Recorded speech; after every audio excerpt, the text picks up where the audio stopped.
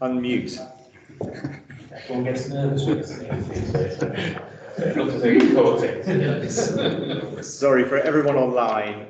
That was just a very brief introduction to say it's great to be here in a city, obviously, that has such ambitious decarbonisation goals, and great to be a part of a project that's supporting that. So around that same time, the Innovate UK, UKRI, Prospering from the Energy Revolution programme was born. And those of you who are not familiar with that, that's a £102 million investment project run by UKRI as part of the industrial strategy, which is investing in a number of projects, 3 demonstrator projects, of which we are one, Energy Superhub Oxford, and Robin mentioned Leo, which is our sister project, and obviously doing different things, but again, great to have 2 of these demonstrator projects. They're quite substantial projects, £40 million sort of size projects in the city, which is wonderful. And a number of other sort of detailed design projects as well that are going on. So as part of that, Superhub, the Energy Superhub Oxford, was born, and we sort of looking at the sort of challenges that we're trying to address with this project. They're in 3 areas, and the first one, and they kind of work at different levels, some more regional than others. So the first one of these is grid stability. How do we enable the grid to take more wind and solar, more renewables? And that's a challenge that obviously needs work on a sort of regional level as well as a local level. The second one is EV infrastructure. We obviously have a substantial challenge nationally to enable the UK network to take on the 36 million electric vehicles or so that we expect to see on the roads by 2040. And the third one that is a major challenge, I think we all are familiar with, is electrification of heat and the inefficient heating systems that we currently have in this country. That's going to be a major one for us all to address. So Energy Superhub Oxford addresses all 3 of these in different ways. And what I'd like to do is take you through those individual challenges and explain how we're doing that. So what is Energy Superhub Oxford? So it's an integrated project, hopefully demonstrating the way for a model of smart local energy system to help Oxford, particularly here on its route to net zero. And we're showcasing 3 or 4 areas which reflect those sort of challenges that I just talked about. So the first of those is large-scale hybrid battery energy storage. The second one is rapid electric vehicle charging, high-powered electric vehicle charging, low-carbon heating to address that inefficient heating challenge, and then all of that held together by smart energy management, which again is a consistent theme of each of these demonstrator projects that we see under the PIFA program, the Prospering from the Energy Revolution program. And our objective here is we hope to be able to save, and this is our target when we set this project up, some 10,000 tonnes of carbon dioxide in the first year of operation, which is coming up. So we'll talk a little bit about timescales in a minute, but that increasing to something like 25,000 tonnes by 2032, so within the decade. So quite chunky targets. We're going to start evaluating ourselves against these and many other targets over the course of the next year of the project. But how did this come to be, and who are the key players? So Robin introduced me. I work for Pivot Power, and when we started this project, Pivot Power was a very small startup. In fact, it had been in existence for about a year, doing a number of things in energy storage and EV charging networks. And during the course of this project, actually, well, firstly, as the lead, I suppose we took the role in bringing together a number of players that you see here on this slide. So First, let me just talk a little bit about those, and we can then talk about some of our sort of evolutions through that process. So firstly, Oxford City Council, obviously absolutely core member of this project, and we wouldn't be able to do anything substantial without the council's involvement. Their involvement ranges from land ownership and some of the asset sites that we're building on, and involvement in the network charging schemes as well. So absolutely crucial partner for us, and great sponsors, as I mentioned at the beginning. Certainly, Councillor Tom Hayes here has been fantastic in supporting and promoting the project, as he has our sister project Leo. So really, it's been great to have that support. I think that's really essential for this sort of project. The university here also in the project, and in two main ways for us. So Sam Hampton, you mentioned, was here last week. I hope I don't duplicate too much of what Sam was telling you about, but the ECI is one of those areas of the university which has a core involvement in this. So they're very much looking at the social, environmental, and some of the economic benefits of this project, and helping us evaluate the outcomes. But the Department of Engineering also is intimately involved and doing some really detailed modelling on the battery systems that I'll talk about in a minute. So we have a number of different levels, but the university very much involved in the evaluation of the project. And then we have, again, from Oxford, so Habitat Energy, a new company, I think spun out of the university, who are absolutely core in bringing the technology we need to bring these assets together and these systems together. So and think it was really Pivot, Habitat, and the council that first got together to form the nucleus of this. We also have Kenza Contracting, who are our heat partner, one of the largest heat pump providers, ground source heat pump providers in the UK, and Infinity Energy Systems, providing a flow battery. We'll talk a bit more about in a minute. So let's talk about some of those key assets in these three areas. So firstly, looking at the battery. So this battery asset is unique in a number of ways. And I think this was what attracted Innovate UK to this project in many ways as well. So we have here a hybrid battery, and so called because it is a combination of lithium-ion technology, which a lot of us be familiar with, but also including with that this vanadium flow chemistry, which is obviously quite different, but which we hope will give benefits in being able to combine these two things together. So it's the first hybrid battery of this size that we're aware of anywhere, certainly combining these two chemistries.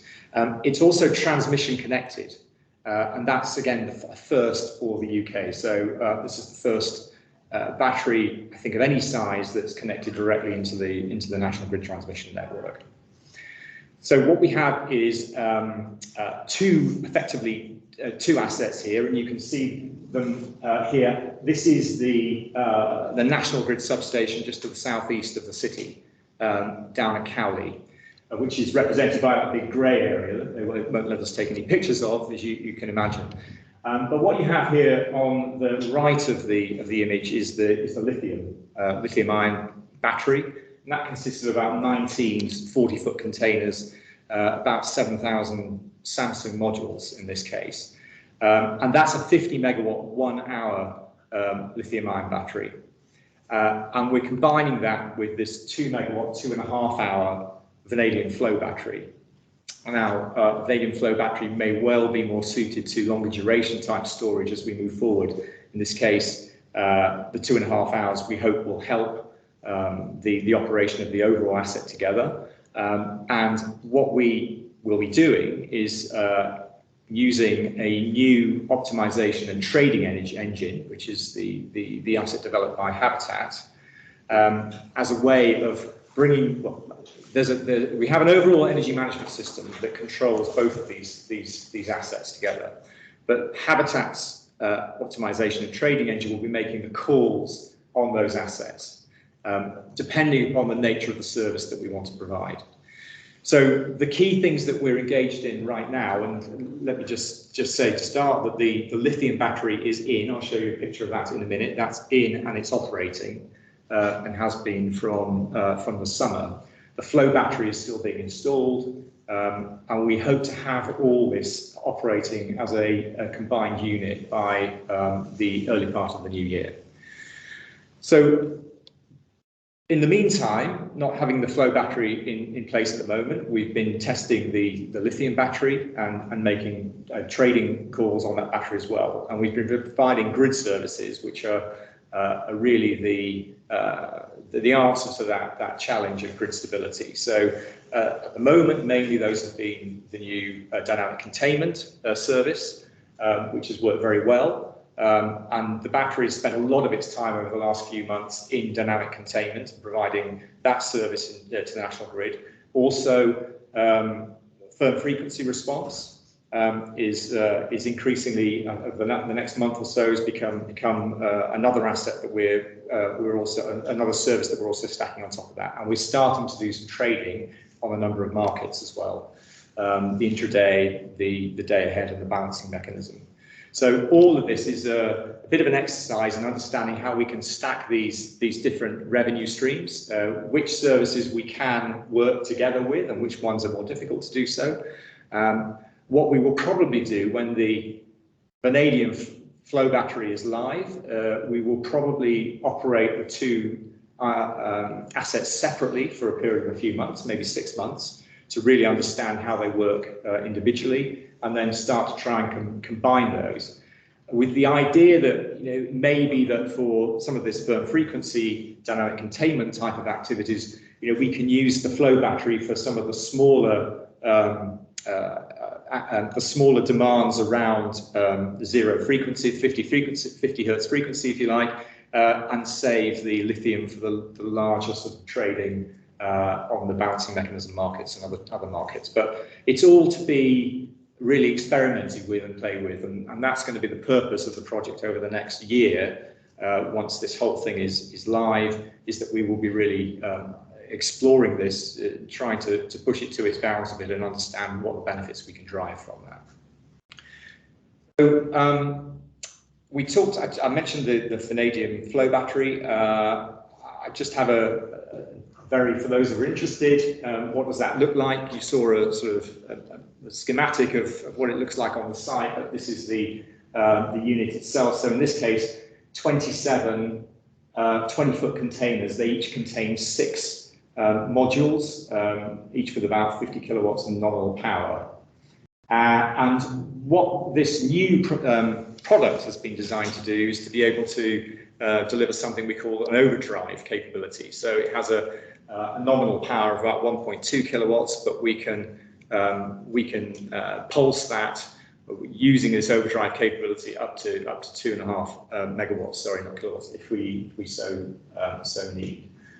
So at first, and this has been a lot of the focus of Innovate UK's investment in innovation investment in the battery side of the scheme. So maybe not surprisingly, but the lithium battery itself is not in itself anything new, and is not of great interest to Innovate UK. So a lot of the focus has been going on the vanadium battery, and then how we're going to operate these things together, and of course the brain of the system, the trading engine, optimization engine that Habitat are developing. And then on the lithium battery, so I said I'll show you an image. That's actually what it looks like from the side of the National Grid substation. You can see a lot of ancillary equipment on the front of these containers, HVAC, ancillary equipment, and then at the back we have a number of transformers, etc. So it's a pretty chunky beast. I'll talk a little bit about some of the challenges that we had in putting this in. There were some, but operating, as I said, well now, and we're looking forward to seeing what we can do with this over the next year. So that's the battery side. Moving on to the EV network, I'm just going to sort of show you how this is, sort of build this, I suppose, this image of how the EV network is going to show. And there's a little video in here we're going to show you as well. So from that substation that I just showed you, which is depicted by the battery sign there, we've got a 7-kilometre private wire cable that we're building from the national grid to Redbridge Park and Ride in the west of the city. That cable route has been under construction now for some time. It's pretty much, it's about 90% complete. So the last there's a period over Christmas where we have to down tools a bit, but then the rest of this will be completed in the course of the new year. But this is the Redbridge Park and Ride hub, which is going to be transformed into something looking like this. And I'll just show you a quick video if we can attempt to do that. Robin, shall I see? What's out of that? Let's see. There we go.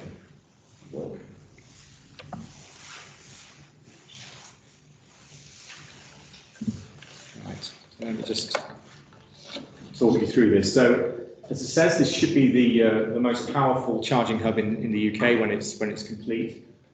We have about a range of different charging assets or individual chargers, from fast chargers, AC chargers, right through to ultra rapid DC chargers.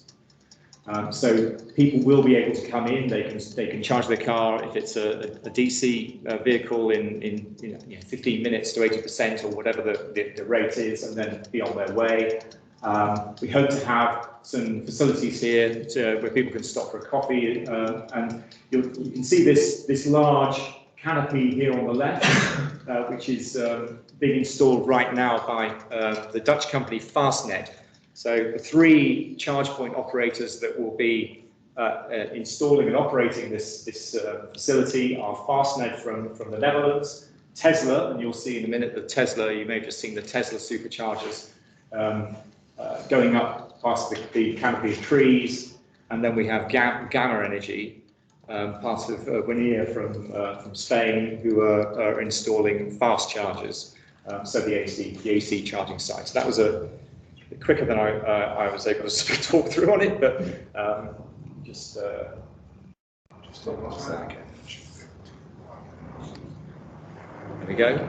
Yeah, that canopy, the yellow canopy you can see there, that's Fastnet's trademark canopy. It includes solar charging as well, and certainly would be very recognisable. As I parked here about an hour ago, and I've just seen that we were starting to do the piling for that, so the construction's actually started. So the great news here is that we've now started construction at Redbridge. The cable route is nearly there, so all that's moving together, pointing towards a go live date in the early part of next year. It's probably going to be in the spring. We're aiming for March.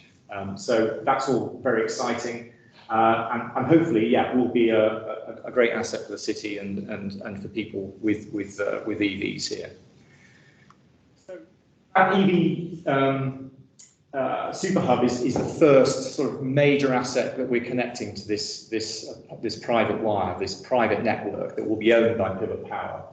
But the idea is, and in order to make the economics of this project really work over time, we need to be connecting other customers to this network. So it comes all the way around the ring road, which is quite interesting. There's obviously quite a lot of industry in this part of the city, and we hope to be connecting up some exciting fleet operators over the course of the next decade. But the first of those probably will be the Oxford Bus Company. So very, I think, excitingly for Oxford, we're part of the Oxfordshire Zebra bid, the zero emission bus bid, which is going in, is in negotiation now, and I think we have a good chance in the region of winning, of being a winner in that area, and that would allow us to electrify some 160 odd buses from the Oxford Bus Company. So in readiness for that, as part of this cable network, we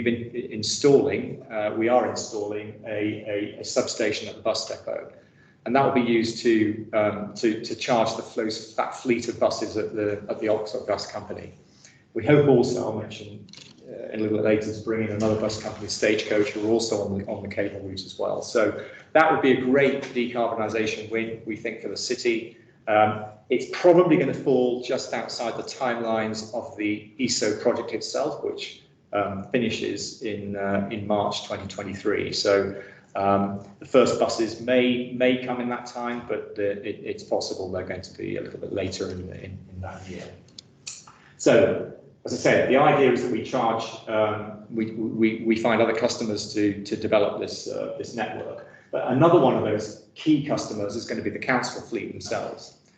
So, as part of this project, we are electrifying also the first 40 of the council's fleet of public vehicles. So that includes everything from cars and vans through to sweepers, and even, as you can see here, the first electric bin lorry. Now, those are all procured, they're all operating on the streets, and we're starting to gather some interesting data as to what those benefits, or what we think that benefit for the fleet is going to look like in switching, in migrating to EVs. So, interesting time where, as I say, these vehicles are starting to be used, understood by their drivers. Some of them are home charged, some of them are charged at a number of different Oxford City Council depots. But what we hope is going to happen is that within a few years' time, that fleet, that whole fleet, or the majority of the fleet, will move itself to Redbridge as well. Now, it's not certain, but that's certainly a possibility, or maybe a likelihood. It may take a few years, but that would be fantastic again, because we'll then be able to provide the level of power that we need also at that Redbridge point to be able to charge the fleet. And this is where we start to get a bit of integration in this project, because we will also use the optimization and trading engine that Habitat are developing to schedule and charge the major fleets, such as the buses, such as the Oxford City Council fleet. And hopefully, being able to bring those vehicles in, charge them overnight, know what their states of charge are, therefore, and know which ones need to be used at which point, we can create the optimum schedules for charging of these vehicles, whether they be buses, whether they be those fleet vehicles, and then potentially make those trades on the energy markets and be able to buy that energy at the cheapest cost, which should provide savings again for the operation of the fleet. So this is all in the future, and what we're doing in the meantime, as we don't have those fleets in place in the course of the project, is a simulation exercise. So we are building capability into that Habitat optimization tool. It will be simulating some of these benefits of combined fleet charging. So all that's happening again over the course of the next year as we start to collect data from how these fleets are being used. So the other thing I hadn't mentioned, but is important in terms of the project, is an EV taxi scheme as well. So it's recognised that it would be great for us to be able to encourage the black cab drivers, the hackney cab drivers here in Oxford, there are about 100, 106 or so, to migrate to electric vehicles. And that process has started. Unfortunately, COVID got in the way of that, as you can imagine. It was a pretty awful time for those drivers, but we bought a couple of electric vehicles of different types and offered the drivers a try before you buy trial to understand how they would get on with the EVs. To try and tempt them back in again, the council have offered a grant, so it's a £5,000 grant now for taxi drivers switching across, and actually we now have 11, which I think under the circumstances, 11 it's very good under the circumstances. 11 of the 106 are now EVs, so we hope that's going to increase over the course of the next year. So another angle to the EV side of the project. And then finally, so I suppose that's the vision really. we talked about the buses. This second bus depot is in the south here is Stagecoach. We think they're going to operate their fleet of buses from just south of the ring road, so that's an opportunity for us to do something with them. And then other fleet logistics operators we're very keen to get involved in. So this will take time, but that's the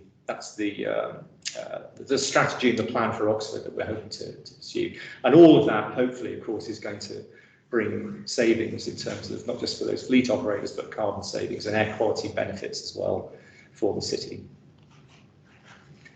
So that's the EV side. Moving on to renewable heat.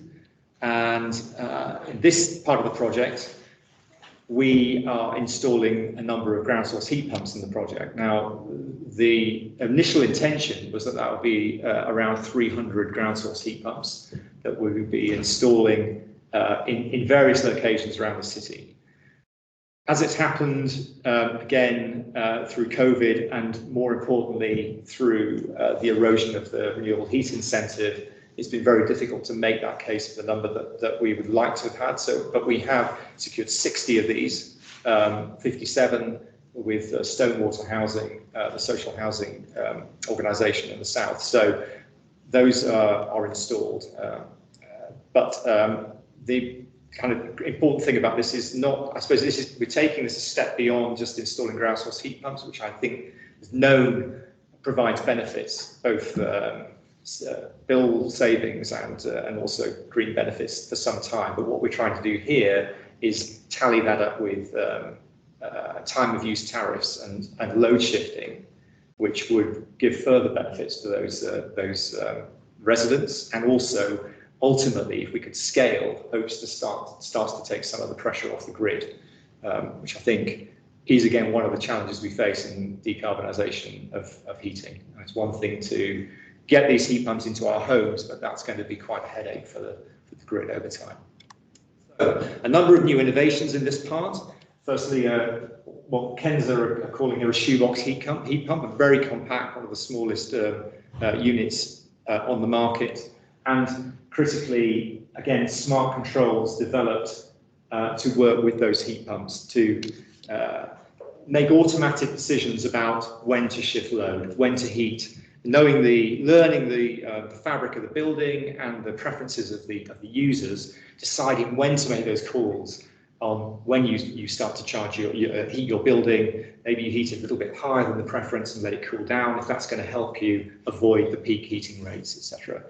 So combining smart controls with load shifting and then time of use tariffs really would allow us to get some granularity into this shifting of heating regimes and help reduce those heating loads. Now, initially, it was intended that this would all be integrated with the optimization engine that we talked about with Habitat, but I think it soon became clear that these residents weren't going to be willing to take a risk on buying energy from the markets, I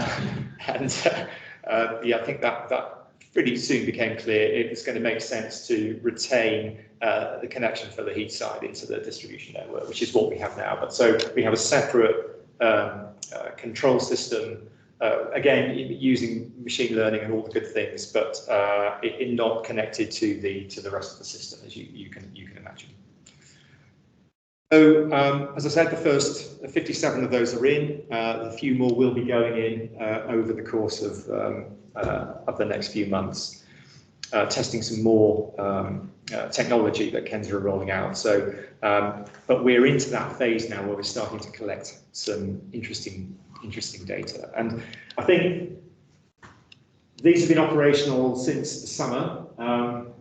Getting the data out of those houses and starting to evaluate that, it's taken us a little bit of time. We're now at the point where we're really starting to see that come through.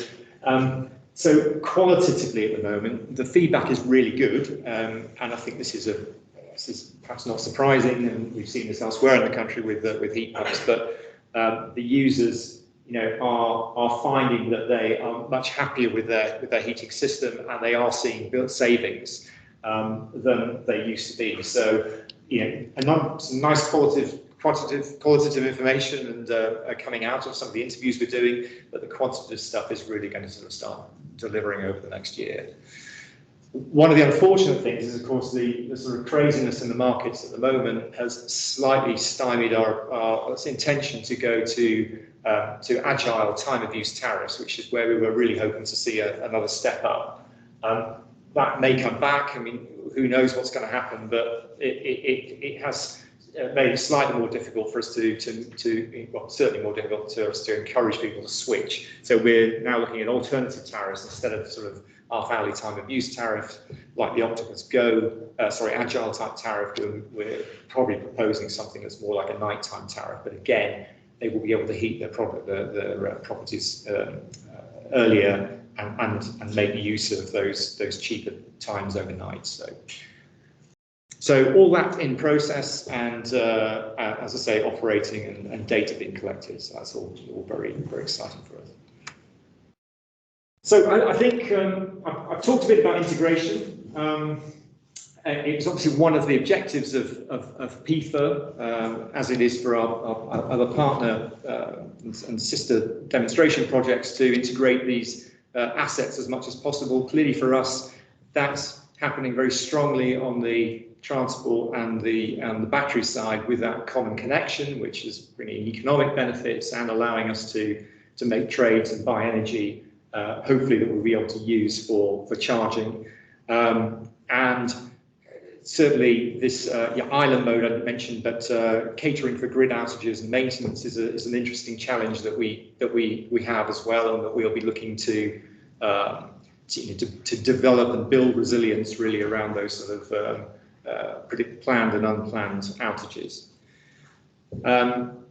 We talked about the management of the fleet charging and initially simulating that, but the heat is a separate system. So I think I kind of covered the integration aspects of the project. And then just to move on to what's happening beyond Oxford. So this is, I think that's the plan for the next 10 years or so, really. The project finishes in March 23, but we really want to see the EV network expand and really bring on new customers. But beyond that, we have another 35 odd sites, in fact up to 40 sites, driven by these specific sort of connections. I perhaps didn't mention the tertiary connection at the beginning, but that's one of the unique elements of this project again. Finding a way into certain types of national grid substations and specific transformer types, connecting to these particular tertiary windings has enabled us to open up this particular market. So these 40 sites are candidates to do that. Some of them will be very much like the model we talked about here. Some of them will involve other assets such as solar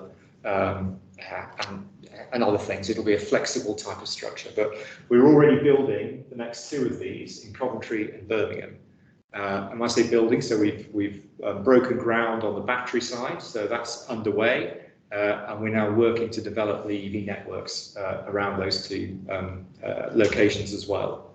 They may not have all the assets. These two at the moment won't have the heat element, but they certainly we're looking very hard on the, obviously we will be installing batteries and EVs, but looking very hard at other potential opportunities. Coventry, there's a very light railway, for example, that might be a candidate, or there might be hydroelectrolysis at some of these future sites. As I said, solar. So there's a range of things. What we can provide, and the model that we provide, the pivot power model, is to provide the capacity through high power capacity through this private network. What we can do with that energy is multifaceted, and there are plenty of options around how we can use it. So just to finish, perhaps a few of the challenges. So I think some of the key things we've faced, and I know this has been the same with some of our sister partners, have been regulatory issues, not exclusively, but those have been some of the major ones. Particularly, we faced the Ofgem targeted charging review, which was intending to put a flat fee across all demand connections connected directly to the transmission network, which is, you can perhaps understand for large processing plants and steelworks, etc., but not for very small EV networks. So that was potentially a stopper for the EV network. But we had some great conversations with the regulator, and they did changed the approach on that, which was fantastic and allowed us to move ahead, and hence the network being built right now. So that was one major issue. The removal of the renewable heat incentive I mentioned is another one, and that eroded the case for the numbers of heat pumps that we hope to roll out, and really caused this hiatus that I think we all see with the new scheme coming in from April, but a real challenge I think yet to see how is that going to have the same sort of create the uplift that we need in terms of heat installations, electrification of heat installations. So those are big challenges. Working with the council has been fantastic, and we have a great relationship and lots of great sponsorship, but also I suppose any public-private partnership, the pace and the legal approach, certainly the procurement approach is challenging, and we've learned a lot of lessons about the pace of how we work together on future projects in this. And then sort of things like, there's more sort of standard stuff like planning delays and things that you might expect. And of course, most recently, the energy market volatility has again thrown another sort of curveball in. But we're handling that, and we have an alternative approach to get the most out of the project as possible. So that's mostly, I think, just the last point. A couple of slides, lessons learned, some good stuff in terms of working with Innovate UK, certainly around governance and the way the projects needed to be run. Working with the grant, public funding has been really good, and I think has kept us on track. Lots of good council support, great team dynamics, etc. And working with the university has been terrific as well as the wider green tech community. So that's about it. We're moving now, as I said, assets are going in, but we're moving into a new phase of the project. And that's from the sort of build phase, the construction phase, into really data collection. So for the next year, the final year of the project, that's where the focus is all going to be. It's about collecting data from these assets, understanding what we can get out of them and what lessons we can learn for smart local energy systems. And for each of the partners also how we can take this on to the next projects. I mentioned community engagement there as well. There's some good stuff going on with schools as well, who we're trying to bring into the project and raise awareness. So quite a lot going on. So that's it. Hopefully we can answer those challenges at the beginning, bring more renewables in. That high-speed charging network will be operating very soon, and we'd like to see some substantial steps towards clean, efficient heat shortly. Thank you very much for your time. I'm very happy to take some questions. Thank you, Tim. I'm going to take the chair's prerogative and just ask you a quick question, which is, traditionally, I'm aware that National Grid have been quite conservative in terms of allowing an asset to deliver services before it's actually connected and proven out. So how, within the relatively short time scale of your programme, have you been able to start delivering services? And the second half of it is, are you also open to on the penalty clauses that normally come hand in hand with that? Yeah. Yes, we very interesting and great relationship that we've developed with National Grid. They're excited about what's happened on this one.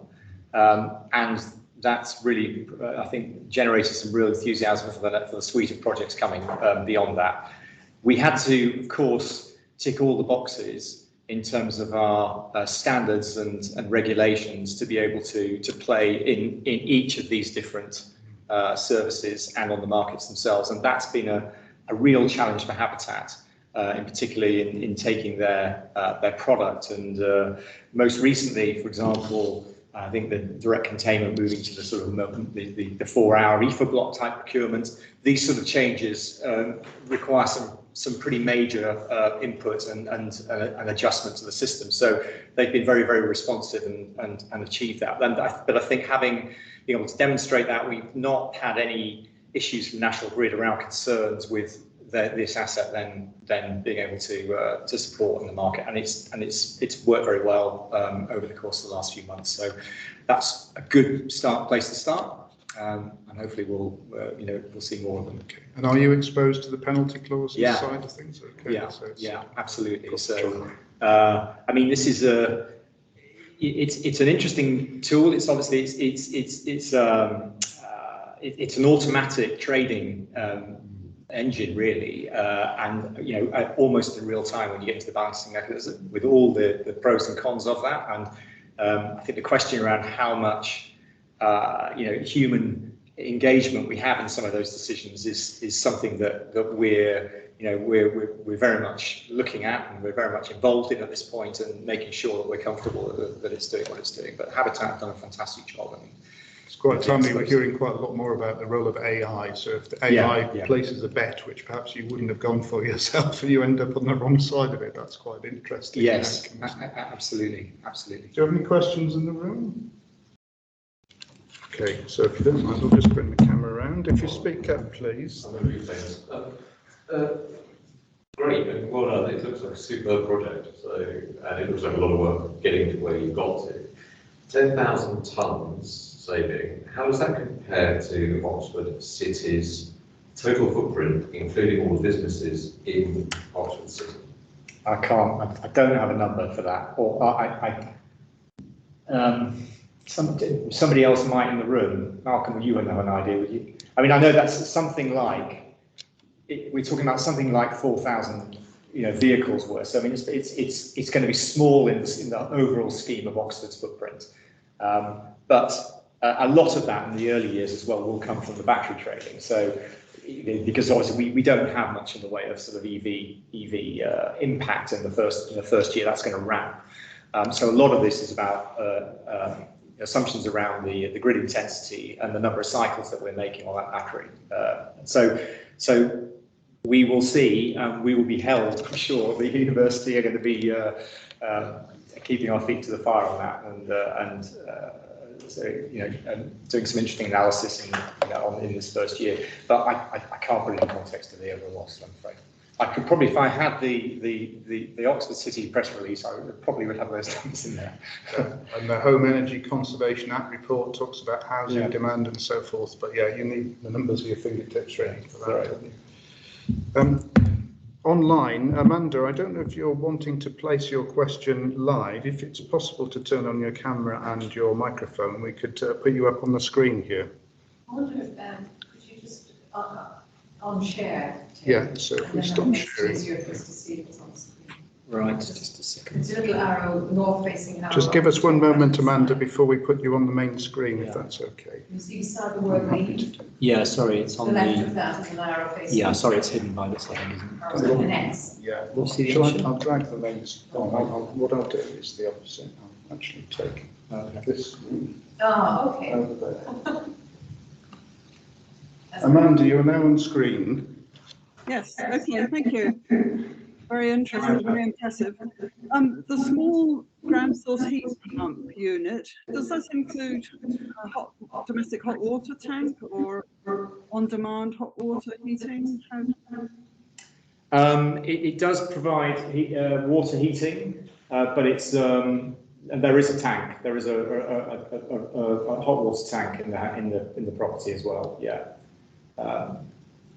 But I'm not an expert of the unfortunately on that system. But yes, it does provide space heating and water. So the hot water tank is separate. Yeah.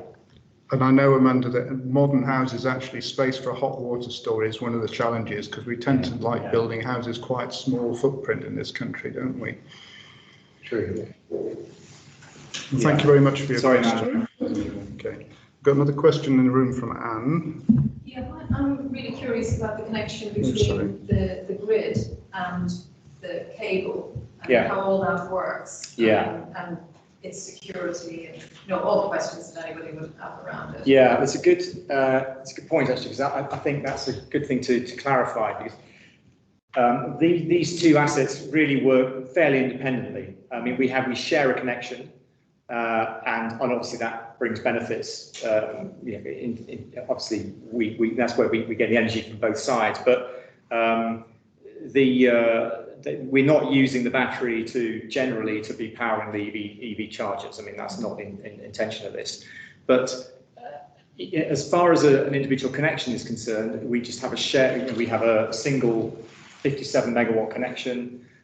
export import connection, which we can use as we want. So what's going to be interesting is understanding how we're going to put ceilings on in a live sense when that network starts using many megawatts rather than just a sort of handful of megawatts in the early years. How we're going to start ensuring that we're only using the battery to do, to charge up to the limit that we can, given the charging that's going to be happening at any particular time. So that's all to be worked on really as over the course of the development of the project through the next year. But I suppose that's why the different fleets doing different things. You see what the demand is, and then you have data, and then and we need to see that, because you're right. I mean, because there will be a lot of overnight charging, we assume. So we might see peaks at that time if we have large numbers of fleets, large number of buses, large numbers of logistics fleets. But where that's going to peak, we don't know. I mean, nominally, we think that the sort of EV network we expect to be about 20 megawatts max. I mean, at the moment, we're assuming it's probably going to be using 10. So we're always going to have a sensible limit within which we can play on the battery. But it is going to be sort of interesting to understand how those two things play together. That's really part of us sort of exploring and understanding how these two networks work together. Because that is this common model that we have here, which is a bit unique, is that everywhere we take this sort of roll this out, it will be a combination of those two assets. Another question.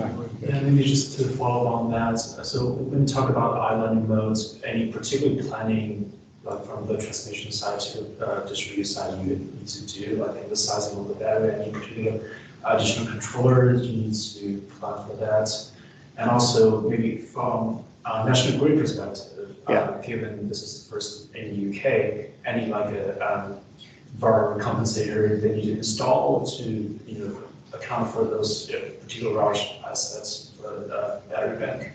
Just curious. I can't answer from the national grid side. I'm sorry, I'm not close enough to that. I know though from our side of the line, yes, there was a lot of additional work and infrastructure that we needed to build around to create that island mode capability. So definitely required a lot of thinking and some additional assets that actually, I think when we first got into the project, we hadn't really worked our way all the way through. So that was something that became something that clearly we were going to need to address in the early stages of the development of the battery. So yes, we have new infrastructure, breakers, and a lot of other sort of equipment around that is helping us deliver that island mode. But I don't know what the schematic looks like. Can I just ask a connected question, which is, are there any safety implications because you need to show when there's going to be a live system, and local linesmen are used to ringing back to base to find out, or whatever, in terms of whether there's a live network they're working on, but this is powered separately from what the distribution network operator is doing. So how do emergency workers and so on know whether they're dealing with a live network or not? It's a good question. I'm sure that the engineering team will get all over that, but I don't pretend to explain how. Yeah, but I think those are all aspects of that system that had to be introduced so that we can ensure. Obviously, safety is absolutely number one. We've got another online question from Julian. I don't know if you're able to turn your camera and microphone on, Julian. Just give them a moment. Hello, Julian. I was just interested to know, I didn't understand whether the heat pumps were installed in existing buildings or new buildings. Yeah, thank you for that clarification. No, they're retrofits. So they're mainly replacing night storage heaters actually, and a few gas boilers. So a combination of those two. But they're all mainly single-story social housing units in the Blackbird Leys estate. Thanks for asking that question. I think that's as part of the project, just to expand a little bit, we did look at, so we were hoping to put in new build systems as well.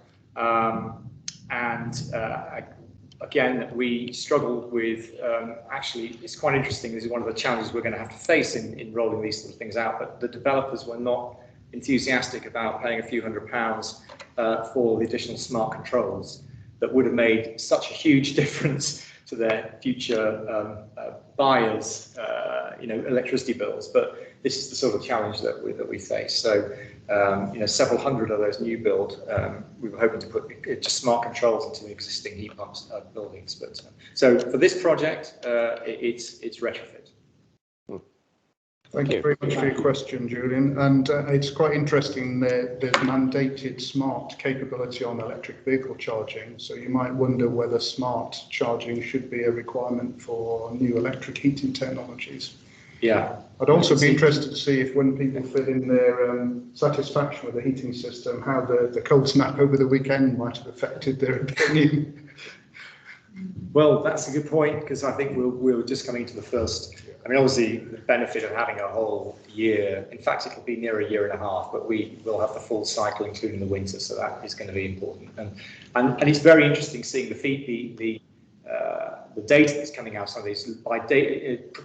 Building by building, you can see where there are issues, where people have got their heating set to 30 degrees, but the actual temperature is down at something like 20, and people go around, we send somebody around and they've actually got a back door that doesn't close. And these sort of insights are going to be really interesting. It's going to be very, very individual, which will allow us to gain a lot of useful experience as to how the system works, but also hopefully help those people really manage the way they use their heating more effectively. Great. We have one more question from Scott, I think, please. Yeah, thanks for the talk. I'm interested in the relationship between kind of the private wire and then the existing distribution network. I just wondered, do you have an estimate of the kind of the price difference between if you were to connect the platform line via the existing distribution network? Or to reframe that in a maybe slightly different way, like, how does the existing distribution network affect your business model? Yeah, I mean, so they are physically completely separate. So the way in which they would affect our business model is one of sort of, the offering that we can make and demonstrating sort of a competitive solution, like a competitive cost to users who would otherwise go to the distribution network. So we contend that it's certainly for something like Redbridge, where to get that level of power to the other side of the city through the existing distribution network, you would be looking at not just a lot of cost, and we don't have a number for that, a high cost, but a lot of time. And I think the benefit of this sort of model is that we can deliver this quickly. As we've shown, we've done this really. I mean, the rollout of that cable, of course, there's a planning phase, but it's all been done within but it would have been a year if we hadn't had the sort of TCR type challenge. So that's we think that it'll be much quicker, and it won't be the case everywhere. There will be circumstances where you can get an offer from the DNO. And they will have the capacity and they won't have the constraints, and that's going to make sense. But what we have to do is price in a comparable way to make sure that our customers are at least as well off as they would be with a DNO type solution. Again, I mean, it's one of the interesting questions out of the smart local energy system. This particular model is one of the things hopefully we should be able to demonstrate is that what I've just outlined is in fact the case. That this should be cheaper and it should be quicker. It won't be everywhere, but it should be in a majority of places. Can I just ask a supplementary question to that? One of the challenges that Oxford faced famously was network congestion when there was a big proliferation of renewable energy installations, and that prevented a lot of investment at a time when it was supported by feed-in tariff. Would an energy store connected direct to a grid supply point unlock more capacity to add renewable energy installations locally that maybe were constrained out by the local distribution? Yeah, even on the distribution side. I think intuitively it would seem to be the case. Obviously, that's not the sort of the game we're in, if you like, because we are really, it's really all about the transmission network. But it makes sense, doesn't it? certainly we hope to be bringing, through the connection, if we can use our connections to bring in other renewable generation locally into the network and help balance, that will be something that we would like to do as well. So, but from a distribution point of view, it seems to make sense, but I wouldn't know locally for Oxford. Sure. Well, apologies for the problem with the microphone at the beginning. I should have pressed the button and I failed to do it, so it's all my fault. But thank you very much indeed again to Tim. Okay. Quick advert just to say, so that was the last of this term's seminars. I think it's been a great season. Look out for the start next term. The first seminar will be on Tuesday, the 18th of January. And we hopefully moving back to OUCE with a 5 o'clock start, which will suit some people better and some people not as well. Apologies for that. Thanks to the Oxford Martin School for hosting us this term. And just a final reminder, please sign up for the newsletter. I don't know if Anne will be able to get a link sorted out before you leave. And block out the date for the Energy Day, which will be our day conference in Oxford on Wednesday, the 23rd of March. So thanks again for Tim, and I hope you all have a very good evening, and I'll keep talking until I've managed to post a link. Thank you. Thanks for having me again. Thank you. Thank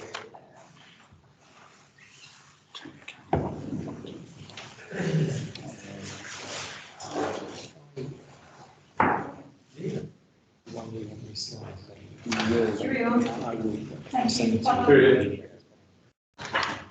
Okay, thanks.